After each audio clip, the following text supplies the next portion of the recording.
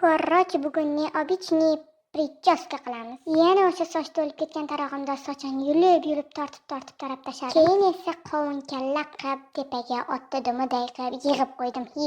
Qo'limga osmondan yer tushib qoldi. Mayli shuni ham ishlatib qo'yay. Shu avval kallaga dedimda kallasiga chaplab tashladim. Bu yog'i o'ngdan chapdan tepadan pastdan rostdan bo'ldi. Короче, mana shunaqa qilib chapladim. Keyin mana u qurtlab ketgan tarog'imda sochini tekis qilib silliqlab chiqdim. Keyin paftor silliq qilib yig'ib oldim. Keyin esa kallasini tepasiga yaxshi gel tegmaganidan keyin shotka bilan gellab silliqlab chiqdim yana. Keyin esa mana shu tarog'im ko'ti ham qisir qolmasin deb tarog'im ko'ti bilan ham tekislab chiqdim. Prelisni shotkaga chom-chom qilgan shotka bilan kallasiga ishqiladi. Keyin esa cheksizlik belgisining ko'p dumli varianti qilib yig'ib oldim.